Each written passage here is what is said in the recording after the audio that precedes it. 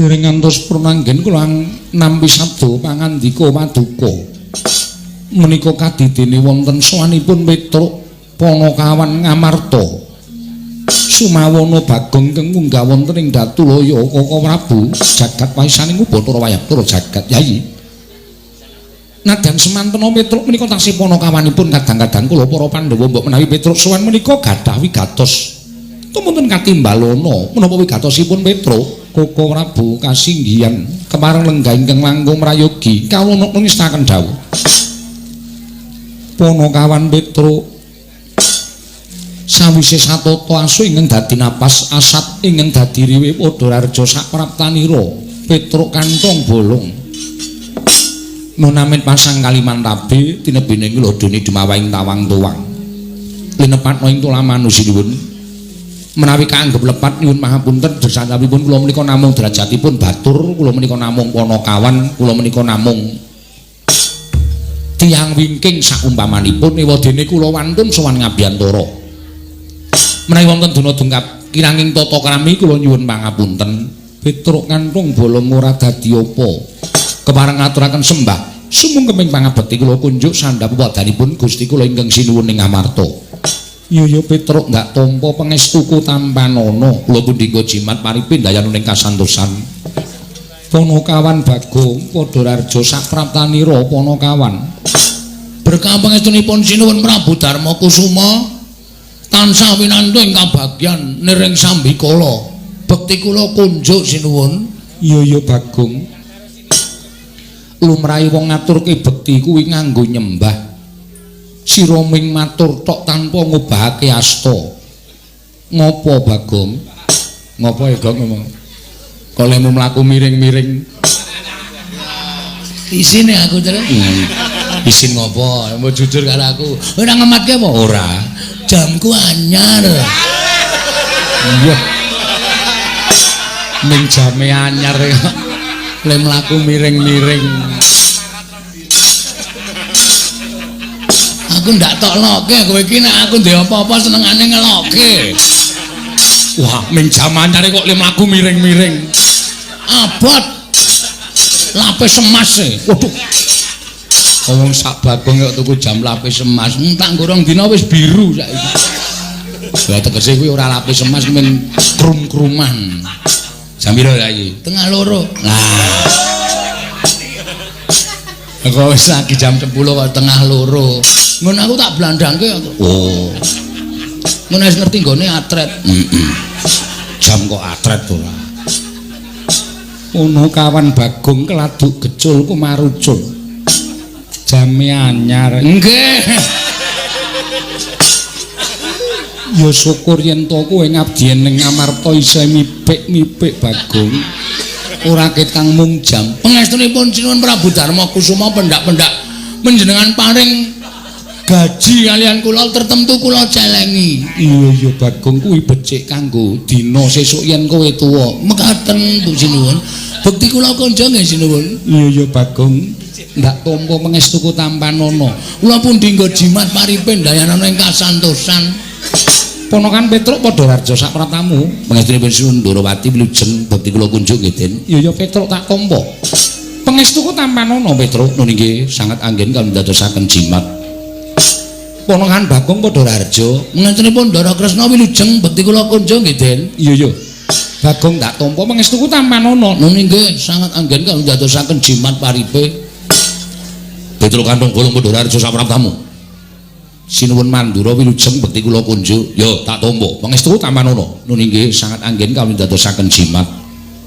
ponokan Bagong padha raja sapratamu pangestunipun Ndara Baladewa wilujeng bekti kula kunjuk Bagong nun tak tuturi gelem ora perkawis menapa napa kula kleru napa kula lepat yen kowe kang rumangsani kleru mestine kowe tak benake gelem jare kowe nyatane wong tuwa tur dasare kowe iki panakawaning para Pandhawa aja nganti sak tingkah lakumu gawe wiranging para Pandhawa cukup eneng negara Ngamarta eneng Datulaya iki mau kang nembe wae kelakon nggih perkara napa to yen ngadhep ana ngareping ratu kuwi nyembah laku dodok kowe tanpa nyembah tanpa laku dodok ratu tok jak salaman ki anggape ratu ki sanak kadangmu dhewe kulawargamu dhewe napa piye Walah, masalah niku to. Yo.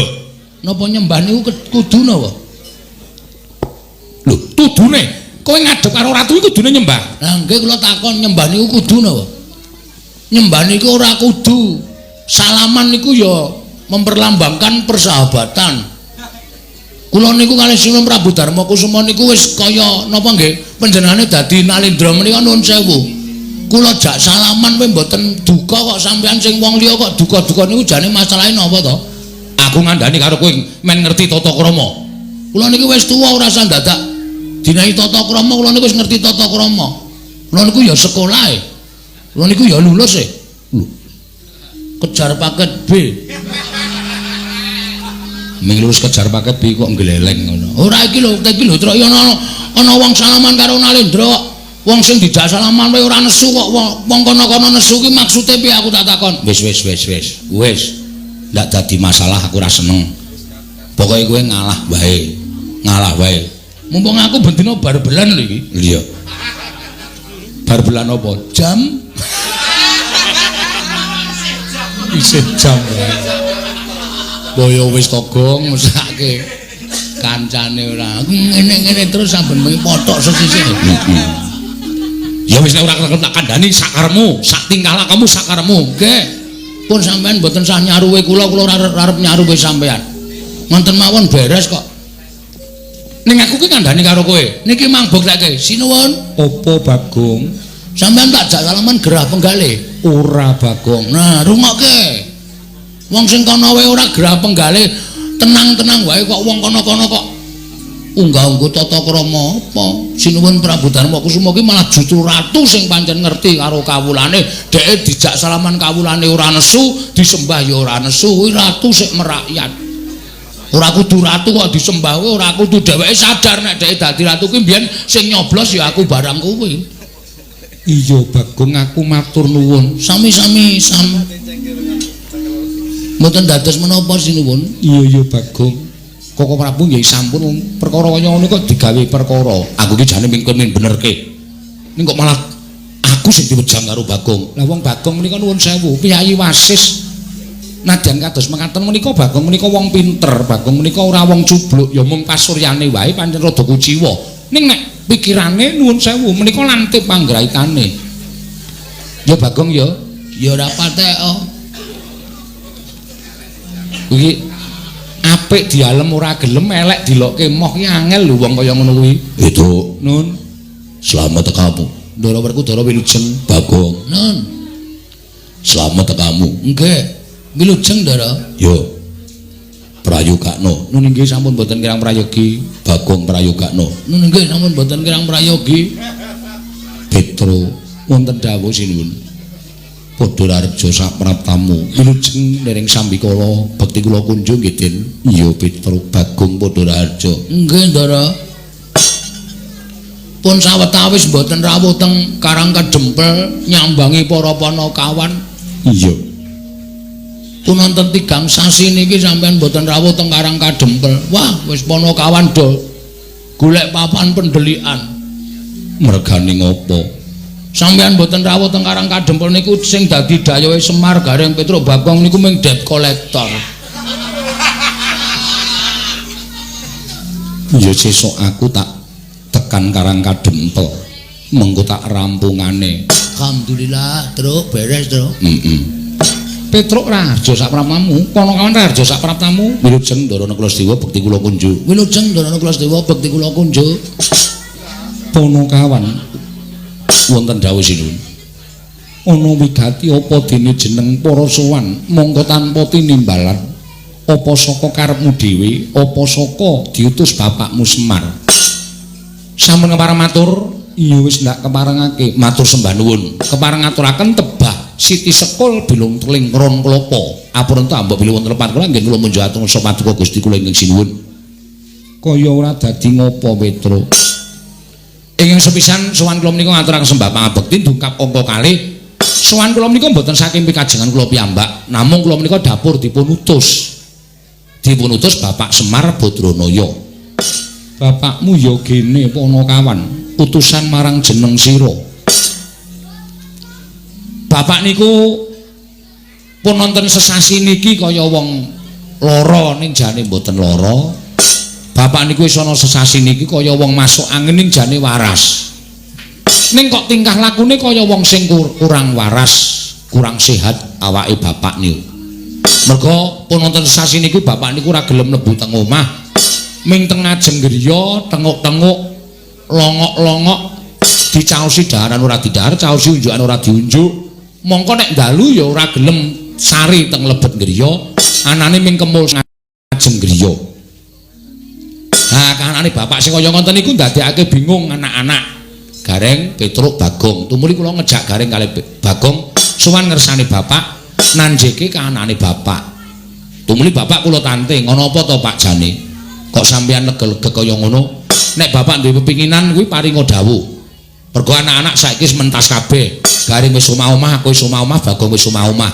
Nek eneng wong tuwa sing duwe kerepotan mongko anake wis mentas kabeh. Kuwi jane apa sing dikarepke wong tuwa kuwi dadi tanggungane anak. Mergo urip ki cakra manggilingan. Biyen dek aku karo Gareng karo Bagong isih cilik dadi tanggungane bapak, ning saiki bapak dadi tanggungane anak-anak. Mula bapak paring dawuh, jane pengin napa? Barang kula matur ngoten niku bapak terus krekel-krekel gelem dehem, kersa nyumet rokok. Terus paring dawuh kali kula. Iya Petruk, bapakmu paring dawuh apa? Ngene ya Truk, ngene ya Reng, ngene ya Gong. Aku meneng wae iki ora mikir karo kahananku. Aku meneng wae iki aku ora mikir karo kahanan anak-anakku utawa keluargaku. Aku kuwi urip ana ing jagat kuwi duwe kewajiban ya kuwi memayu ayu ning jagat mbabar katentreman. Monggo sing tak mong kuwi para satria ing ngateteken ati suci pepayung budi rahayu para paya Pandhawa. Aku mapan ing negara Ngamarta kuwi wis tak niyati. Nalika semono aku seneng negara Ngamarta kuwi dadi negara ingkang subur makmur warata tias bagya mulya gemah ripah loh jinawi kawulane tentrem padha mat sinamatan daya dinayan tunggal cipta rasa karsa lan karyane. Aku seneng mula Ngamarta kuwi kondang kawenang-wenang. Ning sawangen Truk. Saiki Ngamarta dadi ora padha kaya mbiyen. Ngamarta kawulane padha regejegan, sithik-sithik padha bentak sirah, sithik-sithik padha gelut, mung perkara barang sing sepele. Mongko nggone regejegan kuwi ora kok karo wong liya, malah karo sanak kadang mitra kawruh tangga teparu mung perkara barang sing sepele. Lah kanan sing kaya ngene iki tak anggap yen to Ngamarta ki menanu kawulane krisis kamanungsan utawa krisis moral. Papan-papan pangibadan ora diparani, papan-papan pasinaon ora ditekani, sing ditekani papan-papan maksiat. Mula kahanan kaya ngene iki nek tak nengke wae, nek nganti Ngamarta rusak, gedene Ngamarta kuwi rubuh. Sing diluputke dudu sapa-sapa ning Semar. Semar ora iso momong negara Ngamarta kanthi becik lan apik. Mula kahanan sing kaya ngene iki kudu tak rampungi, Aku kudu iso mbalekake negara Ngamarta kuwi mujudake negara ingkang adil, makmur, warata, tias bagya mulya.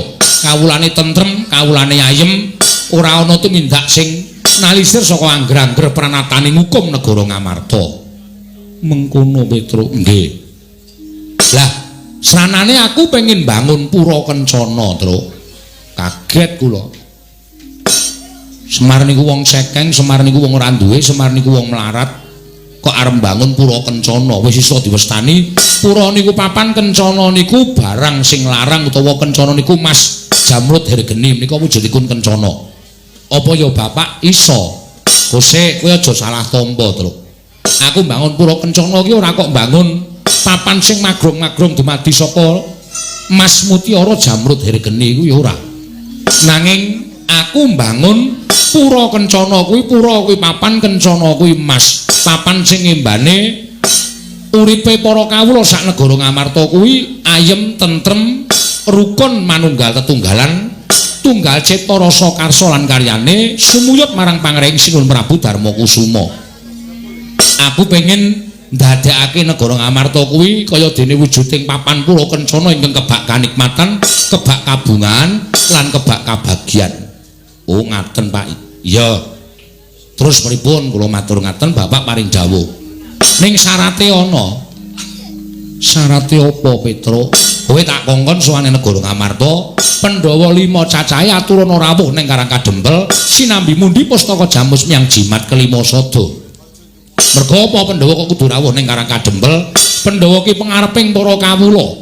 Pandhawa ki sembaning para kawula. Nek kawula kepengin ayem tentrem, Pandhawa aja wegah caket kalian para kawula. Merga kawula ora butuh dibiyuki brana picis, kawula ora butuh dibiyuki bondo donya. Ning kawula butuh dicaketi atine, dicaketi rasane supaya rumangsa yen to raket karo pangarepane, wekasan padha sengkut gumregut bangun praja, bangun negara Ngamarta saengga gegayuhan kuwi iso kasembadan. Ngaten menika keparingipun Bapak Semar.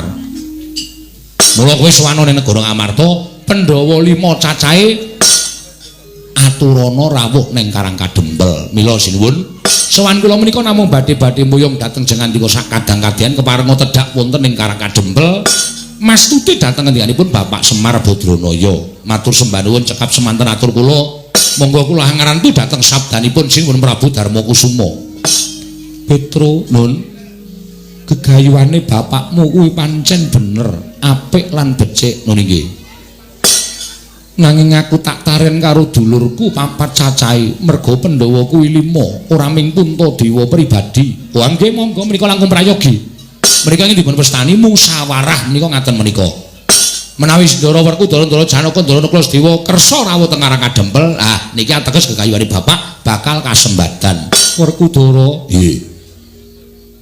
Si Adi wis midhanget ature Petruk, wis. Penemune si Adi piye? Petruk, nun yen bapakmu bakal bangun Pura Kencana, kuwi gegayuhan sing luhur. Malah yen kepara matur karo bapakmu, yen butuhake Prabeya, butuhake apa wae, aja metu saka bapakmu. Ning metu saka Jodipati, aku ora bakal wegah cucul kanggo kasembadan gegayuhane bapakmu. Alhamdulillah. Matur suwun Ndara. Ndara Janaka pripun? Petruk kanthong bolong ora ming Jodipati. Yen perlu aku bakal sak biyantu kelawan bapakmu, ya lahir, ya batin Petruk. Jan matur sembah nuwun. Ndara Kulasdewa pripun? Petruk kanthong bolong aja kuwatir. Yen pancen ragat saka Jodipati lan Madukara isih kurang, yen perlu sawu jajar kasatriyanku digadhekke dhisik ora apa-apa. Kanggo ragat bapakmu Petruk. Estu menika? Iya Petruk. Alhamdulillah matur sembah nuwun. Ndara Nekul Sedewa, iya Petruk aku ya ora bakal wegah. Apa sing dibutuhke bapakmu aku bakal nyukupi. Gegayane bapakmu mau luhur Petruk. Matur sembah nuwun tanpa pepindhan. Jan kelakon penjangkane bapak. Ngetokke nek ndara-ndara kula Pandhawa menika nuwun sewu mboten lali dhateng menapa ing sampun dipun tindakaken bapak. Nyatanipun bapak menika sangat ageng lelabetanipun kaliyan para pepundhen kula Pandhawa. Petruk dalem aja seneng dhisik. Lha pripun wong sedaya pun sarujuk kok. Panjenengan kantun bidal kula kantun mangkat, ndara-ndara kula Pandhawa nggih kantun tindak. Kok tasih paring pangandikan mengko dhisik? Mergo bingung rasaku Petruk. Sebabe Koko Prabu Ndarawati rawuh mrene, Koko Prabu Baladewa rawuh mrene kuwi uga mbutuhake pustaka Jamus Myang Jimat kelima sada. Lho. Sinuwun Ndarawati. Iya Petruk. Mula yen to aku nuruti karepe bapakmu, doh nyono cerak nyono padha mestani yen to Ratu Ngamarta kuwi mencla-mencle ora iso dicekel gunemane. Mongko rawuhing Koko Prabu luwih dhisik tinimbangane kowe. Ngerti Petruk? Nadyan kuwi wong liyan kebrayan, nanging yen to luwih dhisik kudu tak dhisikake. Nadyan kuwi sedulur kula warga. Yen to tinemu mburi ya kudu tak ladeni tinemu mburi. Kuwi pernatan negara Ngamarta mula ora kena diterjang sarta ora kena diterak. Sing gedhe pangapuramu Panakawan Petruk. Pandhawa kudu ngrampungi negara Ndarawati dhisik, mengko sawise kuwi budal ning Karang Kadempel sinambi mundi pustaka Jamus kelima sada. Waduh. Gong, mulih le. Mulih piye? Ora entuk gawe. Kok ose iso? Kok iso? Lah iki Sinuwun Kresna luwih dhisik rawuh, Sinuwun Baladewa luwih dhisik rawuh. Mbutuhke pustaka Jamus Myang Jimat kelima sada. Ardiasta ning Ndarawati. Sinuwun Ndarawati kok mbutuhke pustaka Jamus Lima Sadaya arep ngopo? Ndarawati ke Taman Pegebluk Bagong bisane waluya nirmala temah jati jati temah mulya yen to ditumbali pustaka Jamus Miang Jimat Lima Sada. Oh, piye? Dhewe kalah dhisik kok. Pernatan Ngamarta ki sapa sing dhisik-dhisike sapa sing kari dikerekke. Mula wis ayo mulih. Ora usah dadak awak dhewe piye-piye engko ndak malah dadi geger, mulih wae matur karo bapak nek sowane awak dhewe kalah dhisik karo Sinuwun Ndarawati. Sik tru. Kowe arep ngopo? Nek entuk aku tak omong nang ngarep kono, nek entuk nek aku ki nek omong ya meh ngawur. Ning kadang kala omong aku ki sok bener. Heeh. Terus aku tak sik matur. Lah aku kowe pindah mburi. Oh iya. Ning ora gawe masalah lho, Gong. Ora, aku ki ya tak ati-ati nang kraton kok ndak malah kesalahan meneh. Mergo nek gawe masalah iki dudu nggonmu, iki ning kraton Ngamarta. Wis ngerti. Ya. Alon-alon ya. Alon-alon ndak usah kuwatir. Iya. Ana kawan Bagong arep matur apa? Niki ngenten sinuwun. Gandeng Petruk. Niku nuwun sewu, SDM-e rendah. Dadi Petruk niku mboten iso omong secara napa nggih? Apa? Sing pinter ngene lho, sing mlethek pikire. Iya Bagong, kowe arep ngrembug apa? Kula ajeng matur sanipun Sunan Prabu Darma Kusuma supados atur kula menika kinarya panglimbang. Panglimbang penggawe panjenengan supados dipun gelar lan dipun gulung sampun ngantos klintu anggenipun netepaken sewiji-wiji. Wah, edian. Pek mau, Gong. Meneng kowe madang wae. Oh iya. Rasa gagas aku kowe. Iya, iya. Disekecake. Perkara apa, Bagong? Nuwun sewu, Sinuwun Prabu Ndarawati wau paring pangandikan nek negara Ndarawati ke Taman Pegebluk. Iya pancen mengkono, Bagong. Terus bisane waluya nirmala temah jati yen to ditumbali pustaka Jamus Miang Jimat Lima Sada. Rong perkara niki ajeng kula rembug. Rong perkara tok rembug kepiye? Sepisan negara Ndarawati ke Taman Pegebluk. Nah, nuwun sewu. Sing jeneng Pegebluk utawa welaking Jawata sing tumiba wonten ing jagat menika sejatosipun ukumane sing gawe urip dateng papan sing ora gelem dielingke. Tegese sing ora gelem dielingke niku menungsane. Menungsane kon manembah ora gelem, kon tumindak apik ora gelem, mula kala mangsa Gusti paring pagebluk dateng papan menika merga menungsane wis ora iso didandani. Iya Bagong Niku. Terus saniki kula ajeng matur. Iya.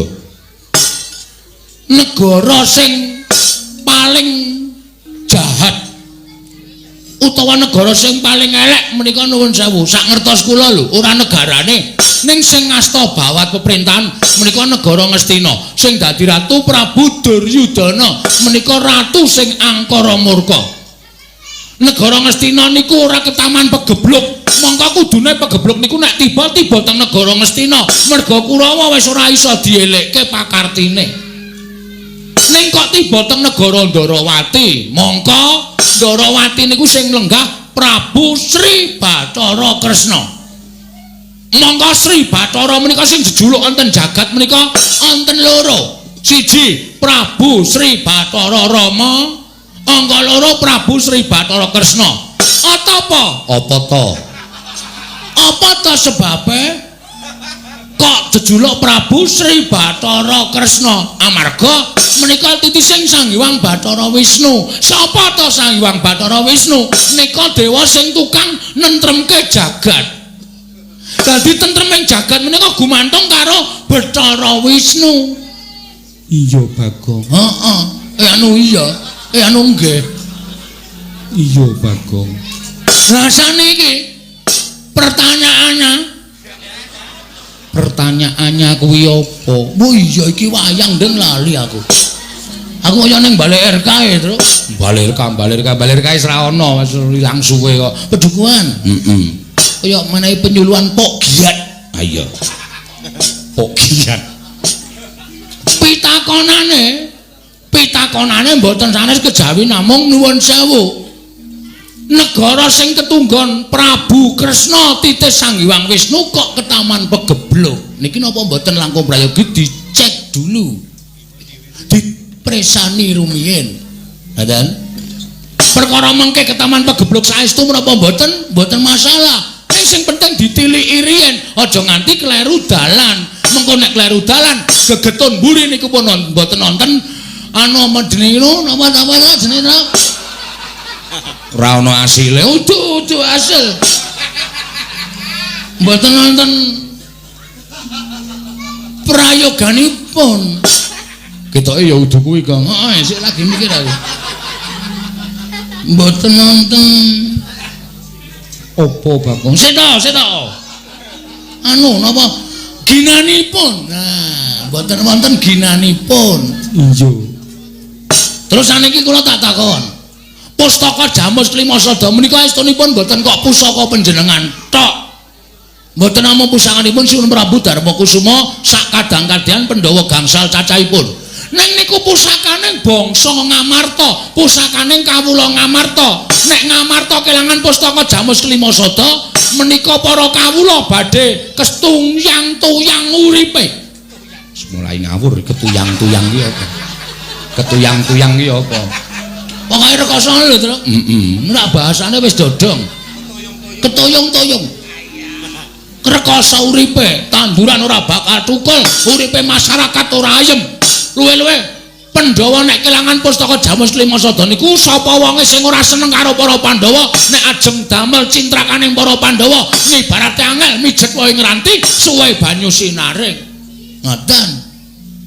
Terus saniki kula tak nyuwun pirsa. Nek saniki terus mung dienggo tumbal.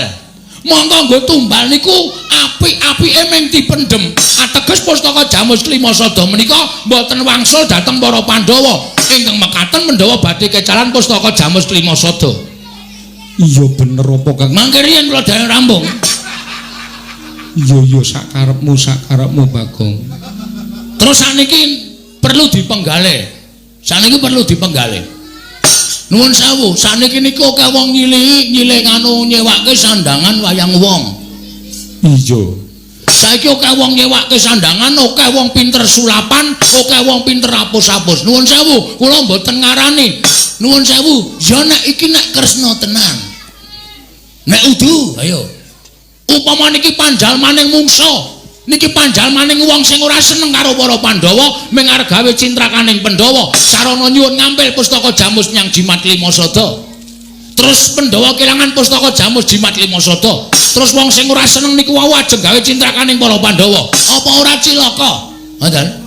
Sampeyan niku dadi ratu aja ning paningal lair tok, ning paningal batin kedadi wong akeh. Amarga saniki akeh telik Mangendrajala ingkang badhe andhasta Pustaka Jamus Klimasada ming kepengin kenggonan Pustaka Jamus Klimasada nganti membo-membo sanak kadang membo sedulur niku perlu dipenggalih sebab nek mboten ngoten kula mboten truk jojokane kon mandeg truk iya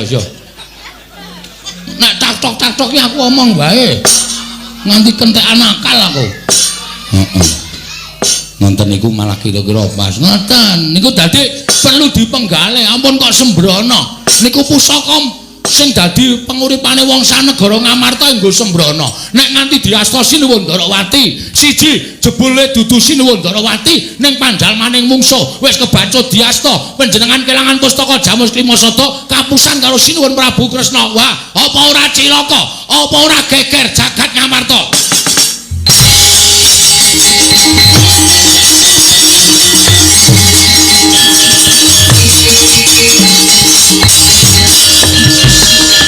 Maning jajalanat iblis lan sukertaning bawono. Wah, derajate ming batur kok drangap-drangap nerweteh kaya bedhe sing mendhepo pategalan Drewi kok grojokan sapi. Bagong. Pono kawan Bagong. Biar kowe ora senengane gawe masalah saiki pikiran nek ngene iki. Truk. Kene truk gentenan gon.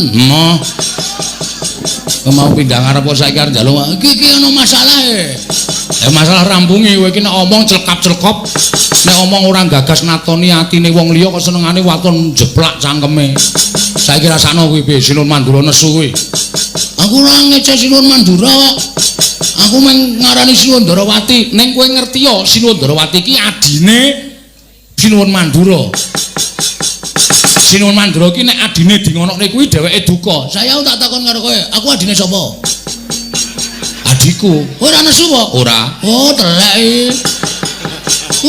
Pahit kowe iki ora sebaya mukti sebaya mati nek carane ngono kuwi. Ha wis karepmu. Wis ngono ditandangi. Aku ora ngerti masalahe kok. Bagong. Bagong. Noleh mrene. Jam pira ta iki? Ah, ora urusan jam. Yo jame anyar kok delek-delok nilai jam, delok-delok nilai jam. Kowe mau geneman piye? Kowe mau geneman piye malah gak saiki kowe tak takoni Wangsulana. Kowe mau geneman piye? Kowe mau omong piye? Lali. Wis ket mau ele omong. Wis lali sinuwun kowe ngino karo Yai Prabu Ndarawati. Kowe ngarani to Yai Prabu Ndarawati ki panjalmane mungsuh kang bakal nglebet pustaka Jamus Lima Sada. Ya ora. Kowe ngarani Yai Kresna ki panjalmane mungsuh sing bakal gawe cintrakaning para Pandhawa. Iya apa ora? Iya. Wis domongi iya kan dadak iya apa ora? Iya apa ora? Anggep apa? Kowe wani nyerwetek gunemamu ngino marang Yai Prabu Ndarawati anggep apa? Mboten napa-napa. Kowe iki derajatmu apa? Kula batur. Yai Prabu Ndarawati niki ratu. Ing atase kowe batur kok wani ngino karo ratu? Nuwun sewu, sing kagungan asma Sinuwun Ndarawati sapa? Lho, Yai Kresna, sing tak eceng meneng wae kok wong liya geger ki ngopo? Hah? Sing tak eceng meneng wae kok wong liya kok geger ki ngopo? Lho, aku kakange. Tru, kowe kakangku ya, Tru. Udu. Tru. Emoh, ora melu masalah yo. Aku kewedan iki, Tru. Syukur salah aneh-aneh ora. Engko jamku nek anggo perang mati. Lho. Mati tenan tok detikane kok bali mutereni wae. Jiwa ya ben ora. Tegese kowe wani karo Yai Prabu Ndarawati. Tegese kowe wani karo Yai Prabu Ndarawati padha karo wani karo Nata Mandura Prabu Baladewa. Ayo saiki kowe bali. Kowe bali. Bali teng pundi? Bali nang Karangkadempel. Kok kon bali niku pripun kula niku diweling karo Bapak, Bagong, Petro, kowe bali kena ning kudu bareng karo Pandhawa 5 cacahe. Mundi pustaka Jamus miyang jimat kelima sada. Tegese kuwi wangkal. Mboten wangkal. Ning mengkele bali, tegese kuwi wangkal. Asal terserah. Sampeyan ajeng ngarani napa monggo mawon sing penting kula mboten ajeng wani karo sampean. Ning kowe wis wani karo aku sarana kowe ngunek-unekke Yai Prabu Ndarawati. Kowe nguman-uman karo Yai Prabu Ndarawati. Kuwi natoni atine Baladewa. Yen kowe wani karo Baladewa tegese kowe wis wani mati. Yen kowe wani karo Baladewa tegese kowe wis wani mati. Aku ora bakal awal yen to menjabut nyawamu yen pancen kowe suwijining abdi wong ora bekti karo Bendoro. Truk, nyawa lho, Truk. Dur. Matur nuwun ya, Mas. Dapure. Lawan, jangan takut. Is tenang wae. Somong ra iso ngrampungi. Jam berapa iki? Jam ora tenan lho, Kong. Ora ngisu-ngisu ngarep omong. Merek apa kuwi? Cross. Wo. Nyeketan 1000 pamerke sing penting klip-klip. Sing penting klip-klip. Ana mutiara kudu mutiara kuwi meng imitasi Petro, nun. Aku butuh karo Bagong. Bagong adik kula. Nun sewu. Nek perkara sampean belani karo rayine, kula yo belani karo adik kula. Ning kula pikir napa sing dingendikake Sinuwun Mandura utawa sing dikandhake Bagong niku kabeh nyata, kabeh ana buktine. Nyata ana buktine piye? Ndarawati kok taman pegebluk niku nek cara kula mokal kelakone. Tur langkung-langkung pustaka Jamus Lima Sada kok arep didadekke tumbal niku mongko nggo tumbal niku api-apike ming dipendhem. Niku kula ora gathuk, kula ora mathuk, kula ora condong. Kula napa sing dikandhake Bagong niku kabeh kula itung-itung pancen bener. Sinuwun ngamarta aja nganti sisip maringaken pustaka Jamus Lima Sada. Nek nganti kleru niki mangke kriwikan dadi grojokan geguyon dadi tangisan. Walah dalah yen ngono wis pidak jempol karo adimu kowe ngetek senggeranggon nebu saujon karo Bagong. Lho niki adik kula. Ingkang rayi dunak-unekke kali Bagong kowe panjenengan ora trima. Apa meneh adik kula ajeng mang pateni sampeyan wis ngendika. Nek kowe ora gugu karo Baladewa, aku ora awel mateni karo kowe Bagong. Lah niki perkarane wis nyawa. Niki perkarane wis nyawa. Nek kula kelangan Bagong, kula lara ati kula. Kula ora duwe kanca dienggo gara-gara ya, Gong. Heeh. Rumangsane anggepe apa? Nyawa enggo dolanan. HP we mati do bingung golek ces-ces. Apa? Ces-ces. Ces-ces ora. Oh jenenge to? Mbok ora ngerti aku ora. Engko kandhani ya to. Heeh, engko nek bar perang. Ngono niku, kula saiki kowe bali yo. Bali pripun? Kowe bali yo kondo karo bapakmu. Kondo karo bapakmu. Bapakmu ki wong sekeng, bapakmu ki wong ora duwe, bapakmu ki wong melarat. Semar ki men kene karo bangun Pura Kencana ki bapakmu ki gablek apa? Kon ngilo karo gitoke, kon nyawang karo cengele. Wong melarat karo bangun Pura Kencana ki bapakmu ki ora nyawang karo kahanane. Wo la iki. Gong, siap. Oke. Dadi perang tenan iki. Oh, aku tak bali. Lho. Iki dadi perang kok aku tak bali wis dadi perang tenan. Wis siap, ora wedi ora usah kuwatir. Urip yo nggo ngopo bendina ming parani bang plecit. Esuk 2000, awan 2000. Sore 2000, sedina 6000 boros ya, Tru.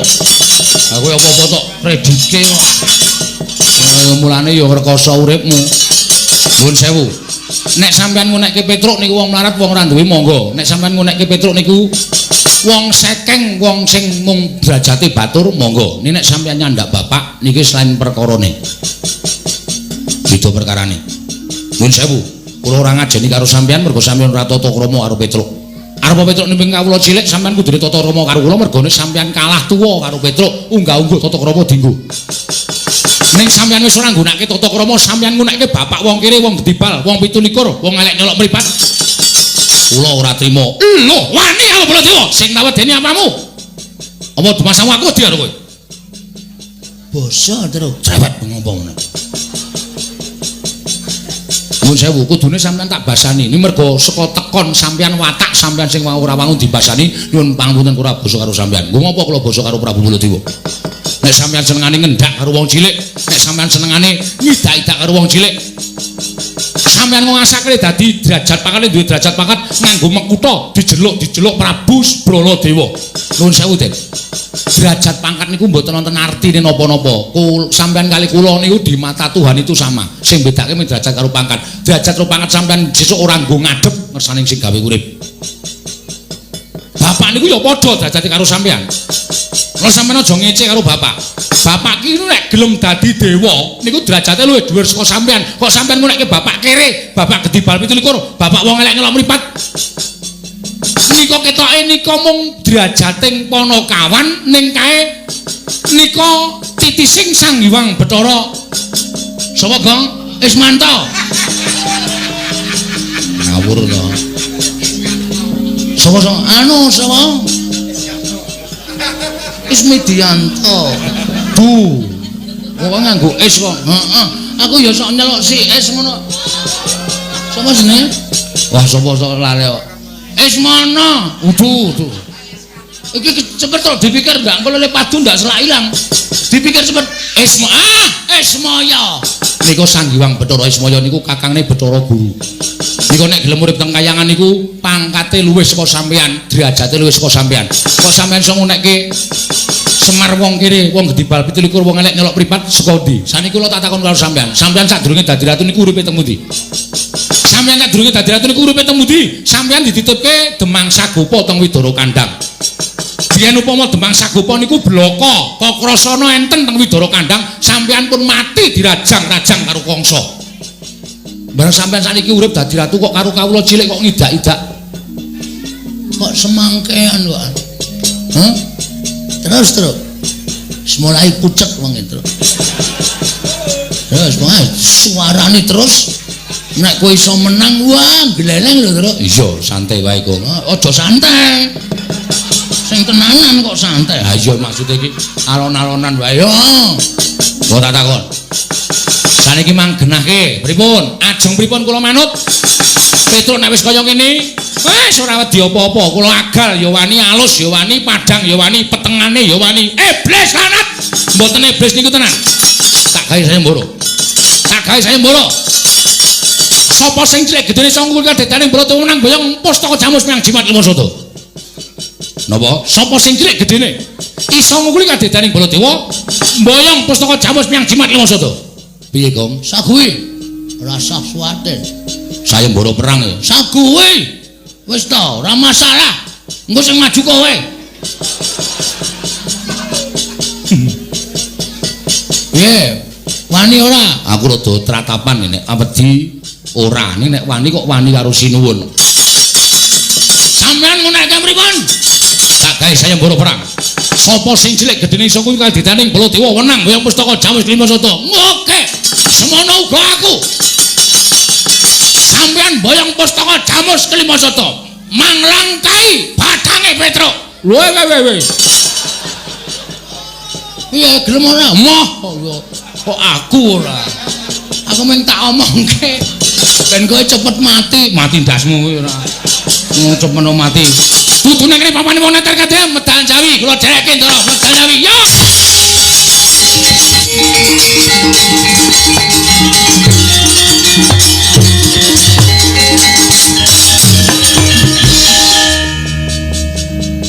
Lah iki Bagong ora metu kok malah neng kene. Mbok yo gek metu. Weh, metu kok disusu-susu. Metu ya sak penake. Alon-alon ya suwe-suwe metu. Iya cahe dian. Omongane celekap-celekop. Semen. Niki kula men bingung kok sinuwun. Bingung perkara apa? Petra wis entuk mungsuh. Prabu Baladewa. Lah terus kula kene ngopo? Nganggur. Monggo kula niku wonge ra iso nganggur. Terus karepmu piye? Kula sisan teng mriki golek mungsuh. Lho. Sapa sing arep mbok mungsuhi? Petra kakang kula, Baladewa kakane Kresna. Kakang mungsuh kakang, adi mungsuh adi. Mbok ora aleman. Sampun. 11:05. Jam bae rumah saya. Koko Prabu, wonten dawuh Bagong nantang kalian Koko Prabu. Lho, Bagong, kowe nantang aku apa piye? Nek sampean selo ora ana acara. Oke. Lho, nek pancen nantang karo aku ayo mengo ndene, madhep rene, aja madhep rono. Oh siap. Padake wong loro saudon telu saurupan. Tak pikir-pikir tok sumbering perkara niku saka sampean. Lho, kok aku ngopo? Sampeyan nek ora negarane ketaman pegeblok tanah lamun nyilih pustaka jamus lima soto. Kenapa geblok ora kuwi dudu kuwasaning Kresna. Kuwi parenging sing gawe jagat. Mula aku ora duwe kuwasa nolak kalon pegeblok mau Bagong. Wis pokoke kula ngluputke sampeyan. Nek ana apa-apa Petruk nganti cilik lara gedhe tekaning pati. Ora ana wong sing tak incer selawane urip ana ing jagat kejaba mung Ratu Ndarawati. Lah yen kowe arep ngincer karo Ratu Ndarawati saiki sisan dirampungi. Oke. Padake wedi aku. Dirampungi cara piye? Kowe nantang karo aku Sing tak wedeni apamu? dudu ning kene papane wong Gandayuda. Ayo metu jaba. Piye? Metu jaba. Aja eman-eman. Metu jaba eman-eman aku. Rugi le rekoso. Werkudara. Apa? Mbok iki tulung geceken ndase iki lho. Ana-ana kawan kok bingungke kaya ngene mau dijak tantang-tantangan bareng jak metu njaba kok emoh. Asli aku tenan metu njaba aku. Teng mriki mawon diteter kadidene. Lho, iki kratone. Lah sing ngomong iki alas ya sapa? Saiki tak takon, nek kowe arep mani karo Kresna ki gamanmu apa? Lho, wani. Wong niku ora nganggo Aji Jaya Kawijayan, ora nganggo guna kasantikan, sing penting wani. Lah nek cara jaman saiki perang nek ming paitan wani kowe mesti modar. Mergo aku duwe pusaka. Lho. Ya nggawa. Lho, mesti tak gawa. Wong pusaka. Apa upamane? Senjata cakra. Aduh. Terus aku duwe Sekar Wijaya Kesuma. Kuwi yen tak agem aku ora iso mati. Wah tenane. Iya. Mbok aku njaluk. Lho, nggo ngopo? Nggon aku kerep mati e. Mbok tak ombene men urip terus.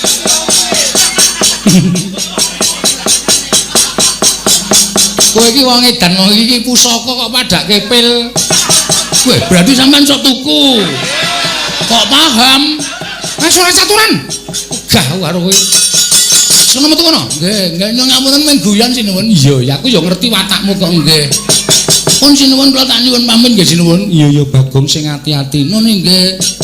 Kula tak medal jawi tak ngelekke Petro kok wani karo Prabu Baladewa mungkin ndak kualat. Iya Bagong sing ati-ati. Sampun nyuwun pamit. Surtiti ati-ati duga-duga digawa Bagong. Nun nggih, kula tiyang sepuh mboten sadieling nggih. Sinandrawati nyuwun pamit ngapunten men guyon. Iya Bagong sing ati-ati aja kaya bocah cilik. Nun nggih. Pun nggih, yo sing ati-ati. Nun nggih. Pun nggih Janaka. Iya sing ati-ati Bagong. Lha nek kula sedaya nyuwun pamit. Iya Bagong sing ati-ati, Bagong sing ati-ati. Kali saya nggih, Lurah ngatos-atos. BA-mu isih sik mbiyen kae to? Tasih. Engko tak chatting. Oh nggih, ngestakaken dawuh. Ngestakaken dawuh. Menawa ana perlu apa to? Kowe ora isih nyinden to? Tasih. Menawa aku kurang sinden barang. Nek kurang sinden tak pateni ning dalan kowe tak kabari. Wong edan. Sampun nyuwun pamit sinuwun sing ati-ati aja kaya bocah cilik. Mengke nek kula mboten ngeleke Petro ndak malah ora rampung-rampung kedadeane. Pareng sinuwun. Iya Bagong. Pareng sinuwun. Iya Bagong sing ati-ati. Pun nggih, Den? Yo sing ati-ati. Wong Petro niku nek nesu wis angel-angel kandhanane tenan. Kandhane angel tenan Petro. Nek wis muni muring-muring wah, ning nek kula teka ceplakep. Tawane omongan. Petro nggih watake brangasan. Wah, wis pokoke ngeri lho. Kula nganten mawon kula nek crita ndak malah kedawa-dawa. Iya Bagong sing ati-ati. Nun nggih, pareng nyuwun pamit sing ati-ati aja kaya bocah cilik. Nun nggih, pareng nggih sinuwun. Iya Bagong sing ati-ati. Pun nggih, Den? Yo sing ati-ati. Pun nggih, Ndara? Iya sing ati-ati. Nun sing ati-ati. Iya sing ati-ati. Iya sing ati-ati. Kok ndak malah ora iso piye-piye.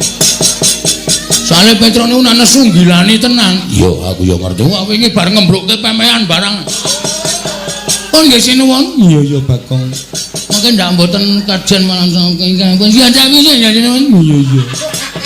Saya ora cetha leh ngomong. Nggih. Pareng. Iya Bagong. Pun nggih. Yo. Pun nggih. Yo sing ati-ati. Pun nggih. Yo sing ati-ati. Sayang wis ya. Iya. Tak metu tenan ah. Dameng bola-bali kok ndak dadi arane aku ki kurang asale ngaten wingi nika. Kowe iki ngopo Bagong? Bola-bali kok ora tanggap ta iki? Kraton ki ora kaya resepsi ki panganan metu terus nang kraton ki blas. Wedang kowe ora ana. Mboyo 10 apa? 10 butir. Nyanyi menika kok ya ngendikane kaya ngoten lho. Lho meniku nek cedhak Bagong karepe arep guyon terus. Ampun, mengke ndak dadi ponokawan. Pun ngoten mawon nyuwun pamit. Iya sing ati-ati. Mboten sangang nggih gamelan. Iya. Wis pelit kabeh. Kowe Patih Andakawana. Inggih, Ki Lurah.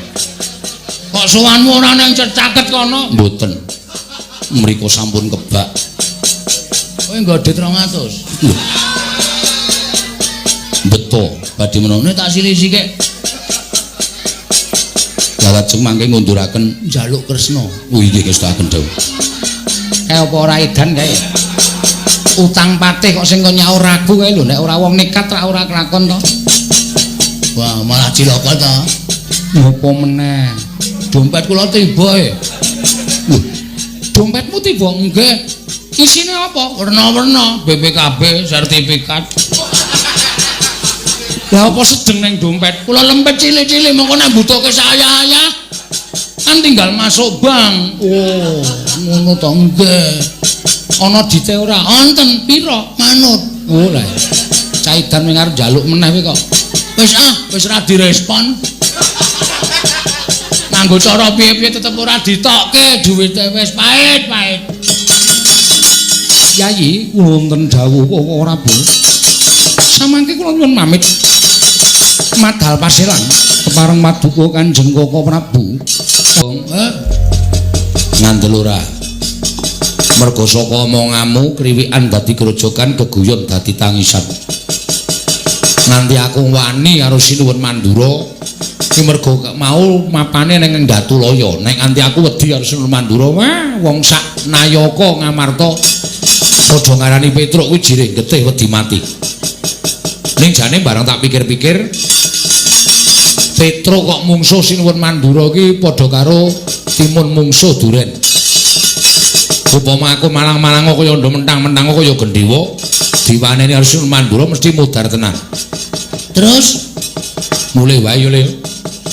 Mulih nanti? Mulih ngene bapak matur karo bapak. Nek para Pandhawa ora iso rawuh ning Karang Kadempel. Terus nek bapak gelo atine piye aku tak takon. Terus mengko nek bapak kagol atine aku tak takon karo kowe piye wis coba. Monggo Semar kae wong do nyebut Samar. Semar nangis ki durung karuan atine sedih. Semar mesem ki durung katuan atine seneng. Bapak tok waduli Pak ora iso nggawa Pandhawa ngaturke Pandhawa rawuh ning Karang Kadempel karo Pustaka Jamus Limasada. Bapak meng guyu. Ning atine bapak wah keloro-loro terus. Sapa iso ngerti atine bapak? Ngibarate gedung jero iso dijajaki, atine menungsa sapa sing ngerti? Terus nek miturut kowe piye? Maju terus, pantang mundur. Mungsuhe Baladewa lho, Gong. Mungsuhe Baladewa, ora mung wong loro saudon saurupan padha karo awake dhewe. Mungsuhe Baladewa. Yo ngopo? Dheweke duwe pusaka. Oh ya duwe petrel. Petelku nek memungsuh nusakane Prabu Baladewa ki njur kepiye? Aku tak takon karo kowe kekuatane apa? Kowe iki nganggo iki ora? Nganggo. Tekan kene nganggo ndas. Tenan padake apa? Terus saiki aku njaluk iku bertekelmu carane piye? Nek cara aku ya, Tru. Semar iki apa? Semar iki bapak. Bapakmu apa bapakku? Bapakku ya bapakmu. Semar kongkonan anak iki berarti anak dipercaya karo bapak. Nek mestine sing dikongkon anak mbarep ya kuwi si Gareng. Heeh. Ning mergo bapak wis ora percaya Gareng, percayane karo Petruk karo Bagong, mula sing dikongkon Petruk karo Bagong. Terus nek kepercayaane bapak ki tok sepelekke, kowe mulih ra iso mboyong Pandhawa, kowe saiki tak takoni nek dadi Semar kowe gelo ora? Lah aku nek dadi Semar nek kongkonan anakku aku gelo. Nah, atine bapak ya kaya ngono kuwi. Atine Semar ya ngono kuwi. Terus iki piye? Baladewa diadepi, kowe mung tak kandhani to. Kowe iki mung tak kandhani. Sinuwun Mandura dawuh karo anak-anak Pandhawa. Ndara Garukaca, Ndara Antarja, Ndara Antasena. Tak tonton saka kadohan dawuh anak-anak Pandhawa kon nyekel karo Petruk. Mosok aku kon perang karo Ndara Antasena, Ndara Garukaca, Ndara Antarja. Lho, justru malah kuwi luwih gampang. Kok luwih gampang? Kowe bayi wingi sore. Sing bayi wingi sore, Ndara Garukaca, Ndara Antarja, Ndara Sena. Kok wani arep nyekel karo kowe? Aku wong tuwa kok wedi karo bocah-bocah. Wis kowe nek arep mulih-mulih ya. Lah kowe arep endi? Aku arep lunga. Lho. Ora methuke putra-putra Pandhawa. Lah kowe ya ora methuke kok, masa kon methuke dhewe? Mati wong loro, mukti wong loro, Tru. Oh iya, wis niat tenan iki. Niat tenan. Pokoke nek sing tekan kene sapa wae arep nyekel karo kowe, arep nyikara karo kowe, arep merangket karo kowe, diwaneni. Kowe iki menungsa udu kewan. Oh iya, iya. Ngono kok jireh ora. Lah kowe, lho aku nek kowe wani aku ya wani. Nek aku wedi, aku ya wedi. Wong ora tau ndek pendirian to kowe. Aku wis kelangan pendirian kok, Tru. Wah, jan angel banget omong karo kowe. Ya ora usah omong. Ah kancane ning kowe kok ora omong karo kowe, omong karo sapa? Aku ya ngewoke kok. Terus saiki piye? Ngene wae. Kowe engko sing rembugan. Nek kira-kira kowe wedi perang, aku tak ning mburimu. Aku mergo nek omongan ki sok atos, mengko ndak malah ora prayoga. Dijak omongan apik-apik. Engko nek Antasena, Gatotkaca, Antarja ki tetep arep nyekel karo kowe, kowe ora usah temandang. Sing temandang kowe nopo piye? Lho. Wani apa, Gong? Weh, aku ki aja kok menungso. Nek pancen pahit aku bener, Truk. Aja kok jamak lumrahe titah. Dewa mudhun wae aku ora wedi. Gong, cangkeme sing apik lho. Nek dewane mudhun tenan piye? Wani tenan apa? Wah, iya. Ah iya. Ya aja. Aja kok menungso. Demite aku ora wedi. Ganti demit. Mau dewa kok saiki ganti demit. Sok ketrucut ta cangkemku, Tru. Ngono nek Bathara Antrada medhun tenan, Bagong wani karo dewa banjut kowe modar tenan aku. Ah iya. Ning wani tenan, wani tenan. Aku tak tengok nang mburimu nek kira-kira aja ora kena jak guneman, aku disasmitani, Tru. Jawilan tak sikat kabeh. Wah iki. Ki senengku ngejakku iki nang kene iki. Asli lho. Asli. Rasa kuwatir. Ngapusi wak kepruk watu siramu beres. Aku tengok nang mburi. Ya kene, tengok mburi kene kok nek ana sing teko tak jai rembugan apik-apik nek kira-kira ora kena kowe tak jawil kowe sing kemandang karya. Siap. Rasa kuwatir ala dene mantan gendro terminal. Name mungsu anak-anak Pandhawa wis pira banggane. Tengok mburi kene kok. Oke.